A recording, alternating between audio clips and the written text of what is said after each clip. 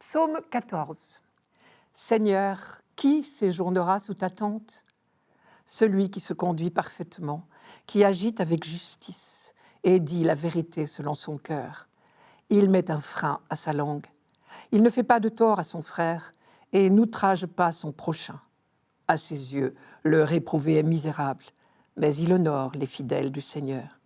Il ne reprend pas sa parole, il prête son argent sans intérêt, n'accepte rien qui nuise à l'innocent. Qui fait ainsi demeure inébranlable. Nous avons eu l'occasion déjà de noter souvent que les psaumes ont tous été composés dans le but d'accompagner une action liturgique au cours des pèlerinages et des fêtes au Temple de Jérusalem. Le psautier pourrait être comparé au livre de chants qui nous accueille aux portes de nos églises, comportant des chants prévus pour toutes sortes de célébrations.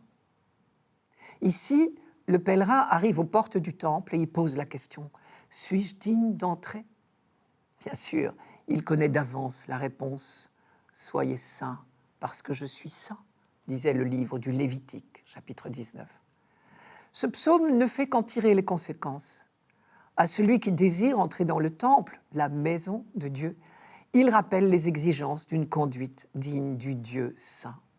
Seigneur, qui séjournera sous ta tente? La réponse est simple, celui qui se conduit parfaitement, qui agite avec justice et dit la vérité selon son cœur. Les autres versets ne font que la détailler. Être juste, être vrai, ne faire de tort à personne. Tout compte fait, cela ressemble à s'y méprendre au décalogue. Tu ne commettras pas de meurtre, tu ne commettras pas d'adultère, tu ne commettras pas de rapt, tu ne témoigneras pas faussement contre ton prochain, tu n'auras pas de visée sur la maison de ton prochain. Et quand Ézéchiel trace le portrait robot de l'homme juste, il dit exactement la même chose. Je cite Ézéchiel. Il accomplit le droit et la justice. Il ne mange pas sur les montagnes, c'est-à-dire les banquets en l'honneur des idoles. Il ne lève pas les yeux vers les idoles de la maison d'Israël. C'est encore l'idolâtrie qui est visée. Il ne déshonore pas la femme de son prochain. Il n'exploite personne. Il rend le gage reçu pour dette. Il ne commet pas de rapine. Il donne son pain à l'affamé. Il couvre d'un vêtement celui qui est nu. Il ne prête pas à intérêt. Il ne prélève pas d'usure. Il détourne sa main de l'injustice. Il rend un jugement vrai entre les hommes. Il chemine selon mes lois. Il observe mes coutumes, agissant d'après la vérité. C'est injuste. Certainement, il vivra, oracle du Seigneur Dieu. Et Michée reproduit quant à lui exactement la question de notre psaume et il la développe. Je cite, « Avec quoi me présenter devant le Seigneur, m'incliner devant le Dieu de là-haut?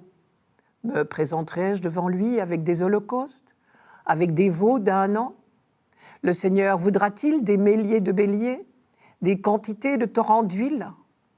Donnerai-je mon premier-né pour prix de ma révolte et l'enfant de ma chair pour mon propre péché? » Et voici la réponse.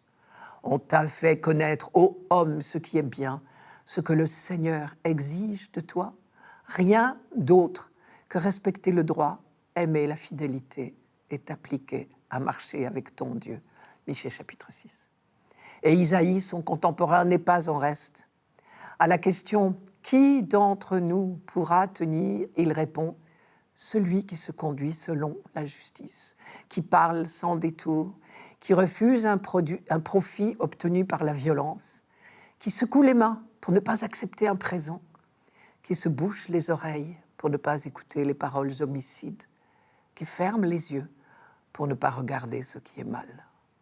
Celui-là résidera sur les hauteurs, les rochers fortifiés seront son refuge, le pain lui sera fourni, l'eau lui sera assurée. Et un peu plus tard encore, Zacharie aura encore besoin de le répéter. Voici les préceptes que vous observerez. Dites-vous la vérité l'un à l'autre. Dans vos tribunaux, prononcez des jugements véridiques qui rétablissent la paix. Ne préméditez pas de faire du mal l'un à l'autre. N'aimez pas le faux serment, car toutes ces choses, je les déteste. Oracle du Seigneur. C'est à la fois très classique tout ça, et malheureusement toujours à reprendre. En attendant, que celui-là seul qui en est capable change nos cœurs de pierre en cœurs de chair, comme dit Ézéchiel. Et ceci nous amène à relire ce psaume en l'appliquant à Jésus-Christ. Les évangiles le décrivent comme le doux et humble de cœur, attentif aux exclus, les lépreux, la femme adultère, et combien de malades et de possédés, juifs ou païens, et complètement étranger aux idées de profit, lui qui n'avait pas d'endroit où reposer sa tête. Celui surtout qui nous invite à relire avec lui le verset 3 en lui donnant une toute autre dimension, je vous le redonne ce verset. Il met un frein à sa langue, ne fait pas de tort à son frère et n'outrage pas son prochain. Avec Jésus-Christ désormais, nous savons que le cercle de nos prochains peut s'étendre à l'infini. C'est tout l'enjeu de la parabole du bon samaritain, par exemple, que nous avons lu dimanche dernier. Reste un verset un peu gênant, car on peut se demander si le verset 4 ne fait pas tache au milieu de tous ces beaux sentiments, je vous le redonne. À ses yeux, le réprouvé est misérable. Il faut probablement y lire une résolution de fidélité. Le réprouvé, c'est l'infidèle, l'idolâtre. Eh bien, le pèlerin rejette toute forme d'idolâtrie.